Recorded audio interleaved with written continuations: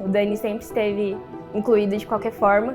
Apesar de tudo que aparentava ser, ele nunca demonstrou nenhuma dor, nenhum aspecto de sofrimento. Se não fosse por ele, eu não seria quem eu sou hoje. Ele me ensinou a ser mãe, ele me ensinou a ser corajosa, ele me ensinou realmente a ser uma leoa. Eu me chamo Daiane, tenho 44 anos, pertenço ao Distrito Valinhos, né? A minha comunidade é a Dona Irã Barbosa e o meu bloco é o Bloco América. E a gente aqui está na região de Campinas, então eu faço parte da RM Campinas Leste. O Dani nasceu super saudável, um menino grande, bonito, e ele teve um processo de crescimento normal. Aí depois de um tempo, com 1 ano e 2 meses, ele teve um resfriado, que foi na época de abril, e com isso ele passou mal numa madrugada e eu fui para a Santa Casa. Chegando lá, a médica de plantão realmente falou: não, mãe, ele está muito ruim, a gente vai precisar interná-lo. Aí a enfermeira veio e falou: olha, eu vou aplicar a medicação que a médica acabou de prescrever, vou aplicar na veia dele. E ele estava sentadinho no meu colo, né, com acesso. Só que na hora que ela começou a aplicar essa injeção, o Dani começou a agitar no meu colo. Só que na hora que ela tentou aplicar novamente essa medicação, o Daniel, ele desmaiou no meu colo. E eu não sabia o que estava acontecendo. Aí rapidamente ela puxou o O2, colocou nele, ela viu que ele não respirava mais. Ela tirou ele do meu colo e levou ele para a sala de emergência e eu fiquei meio assustada, sem saber o que estava acontecendo. Porque eu estava num desespero que eu falava, o médico conversava comigo, ele falava assim, tá tudo bem? Eu falava, não tá tudo bem, eu quero meu filho, o que está acontecendo? Eu quero que o doutor fala, né? Cadê o meu filho? Eu quero meu filho, eu só falava isso. Aí ele falou, olha, ele voltou, mas o estado dele é muito grave. Ele teve uma parada de 30 minutos, onde isso leva uma sequela. E o médico me explicou que as 48 horas dali em diante seriam cruciais para eles saberem se o Daniel ia conseguir sobreviver ou não. Então foi angustiante vê-lo daquele jeito. E quando a gente saiu no hospital, tava todos os companheiros da organização lá fora nos aguardando. E nós fomos para a casa mais próxima, que era a casa dessa minha tia.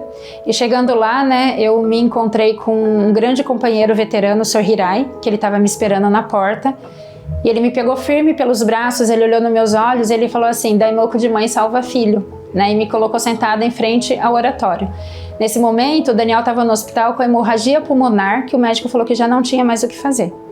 Então eu decidi orar ali para que realmente o Daimoku da mãe pudesse salvar o seu filho.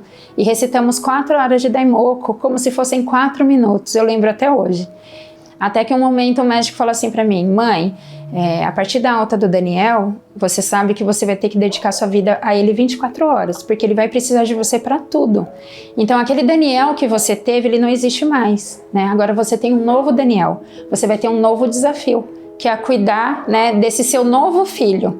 O budismo de Nichiren Daishonin, Hagakkai pra gente, foi primordial para que a gente compreendesse tudo aquilo que evidenciou em nossas vidas e consequentemente fez com que a gente compreendesse isso não como um sofrimento, mas sim como uma oportunidade de transformação por tudo aquilo que a gente vivia antes.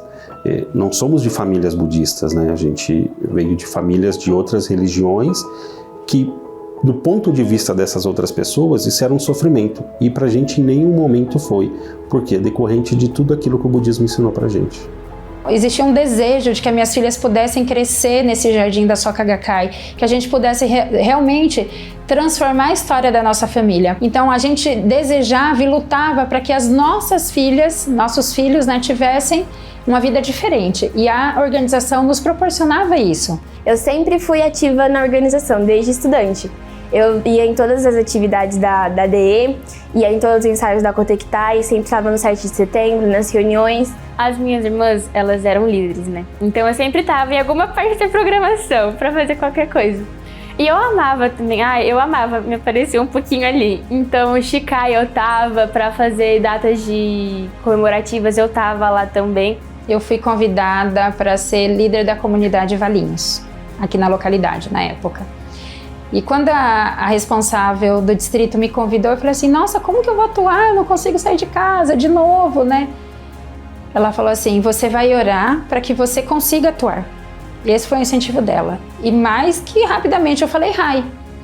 Então, nessa época eu cuidava do Dani 24 horas. Não só do Dani, da Raíssa, da Giovana e da Júlia. E tinha escola, tinha várias coisas que eu tinha que fazer. Eu cuidava da casa sozinha porque o Thiago era o único que podia trabalhar. E ele trabalhava de taxista e ele ficava 24 horas fora de casa. Então eu era sozinha com as crianças mesmo. Então eu fazia um daimoku realmente para que eu pudesse atuar, né, de todo o coração na organização, como gratidão. E eu tive uma oportunidade de trabalhar com um cliente, com um amigo, antes da pandemia, numa outra cidade, que eu me transferi para essa cidade, recebi Gorronzo, eu deixei elas aqui e fui trabalhar lá. Então a gente vinha a cada 15 dias ou 30 dias. Só que no meio de tudo isso lá, em junho de 2020, a pandemia atrapalhou muito o nosso processo e aí eu acabei me desligando da empresa lá. Só que eu não tinha nenhum respaldo financeiro da empresa, eu recebia mensal como um tratado de cavalheiros. Então eu saí de lá sem nada e isso me gerou um desconforto, uma preocupação muito grande. E nessa época eu não sabia o que era isso e a Dai se preocupou muito porque eu não queria o convívio, não queria contato com ninguém e me isolei. E aí depois, com o decorrer do tempo, a gente entendeu que isso era uma depressão, e uma depressão muito forte, que em algum momento, dentro de mim, eu falei assim, cara, se eu não vou conseguir dar o suporte para eles, eu não preciso estar aqui mais. Eu falei, por que eu vou estar aqui se eu não preciso? Não vou conseguir.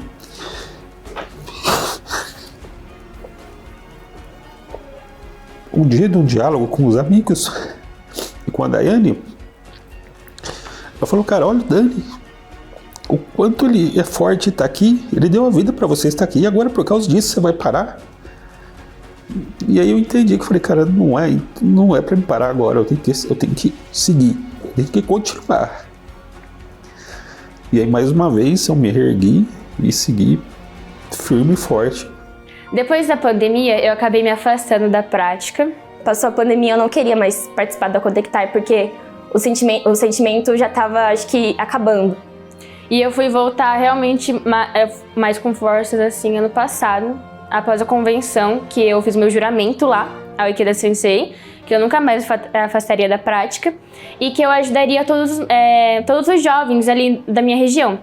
Até que deu o ano de 2024, né, ano passado, eu não estava participando dos ensaios direito, mas eu queria que esse sentimento, que esse amor pela Kotekitai voltasse. E depois da convenção voltou, tanto que até hoje eu não paro de ir nos ensaios, mesmo distante, assim, né, morando em outra cidade, eu ainda tô pegando as partituras em casa, né, ensaiando à distância, mas ainda assim com o coração ligado às meninas. Eu sempre pensava em qualquer situação que acontecesse na minha vida de dificuldade, o que Ikeda Sensei faria nesse momento? Então eu sempre tive muito esse pensamento sobre ele, porque ele realmente é um grande exemplo para mim, né? Então eu sempre tento me basear nas ações dele para que tudo dê certo. A gente recentemente começou o estudo do Diário da Juventude aqui no distrito e, assim, só dá vontade de chorar só de falar. Mas tinha dias que Ikeda Sensei estava tão cansado que ele chegava em casa às 11 horas da noite e comia um pedaço de pão como janta. E aí você vê como, em meio a uma juventude tão turbulenta, assim, de Ikeda Sensei, ele nunca desistiu. Então, na juventude, eu também tenho várias dificuldades, mas assim como Ikeda Sensei, eu não tô desistindo, eu nunca vou desistir. E todos os dias fazendo meu Gongyo Daimoku, minha oração. Então eu me sinto muito ligada a ele nesse sentido, de que em meio a tantas dificuldades nunca se deixar derrotar, sabe?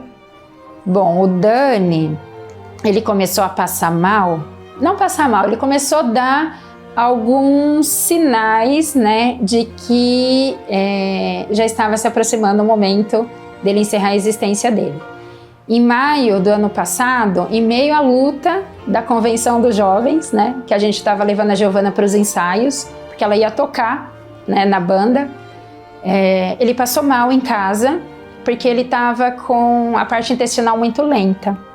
E não alterou nada, ele continuou com os sinais vitais dele muito estáveis.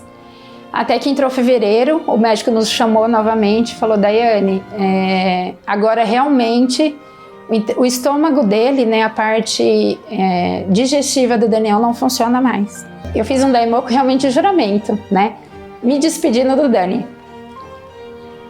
E foi o que aconteceu.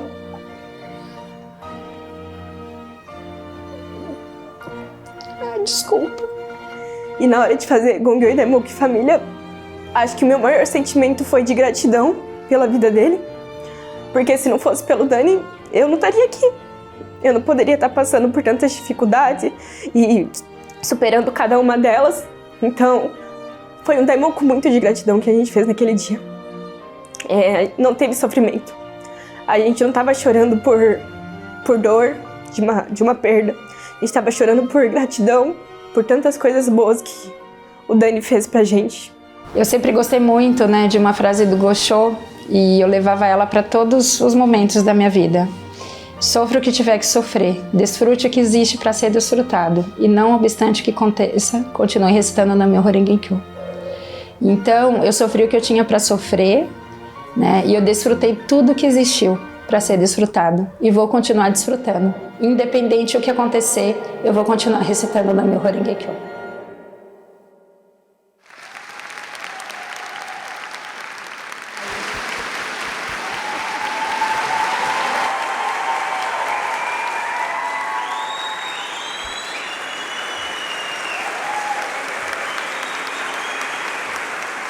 Muito obrigada pelo carinho. Hoje, no significativo 3 de maio, representando a nossa família, gostaria de compartilhar a minha decisão. Ser inabalável e vencer com o juramento de jamais ser derrotada pelas circunstâncias. Com coragem, fé e ação contínua, abrirei o caminho para a vitória, não só para mim, mas para todos ao meu redor. Vou comprovar no caminho da minha missão, assim como o Sensei escreveu no poema Ode à Juventude, em que ele diz: eu, como você, tenho minha missão. Ninguém, senão eu, poderei levá-la à plena realização. Em 2017, nossa irmã Raíssa participou da 7ª Academia dos Sucessores Ikeda em Brasília. E naquela ocasião, Ikeda Sensei enviou uma mensagem que se tornou a base de sua vida e de toda a família. Em um trecho, ele diz: todos passam por provações na juventude. No entanto, não se permitam fraquejar diante das dificuldades e dos sofrimentos. Incentivem-se a si mesmos dizendo: vou superar tudo com alegria. Se enfrentarem todas as questões com esse coração do Rei Leão, sem falta, os caminhos se abrirão à sua frente. Além do mais, vocês fortalecerão em sua vida o caráter de alguém que não se deixa ser derrotado por nada. Eu e minhas irmãs reconfirmamos o nosso juramento de criar uma maravilhosa juventude soca em nossa localidade, com base na prática da fé e atuando na linha de frente na organização de base. Por meio de nossas ações, transmitiremos os ideais de nosso mestre Ikeda Sensei na sociedade.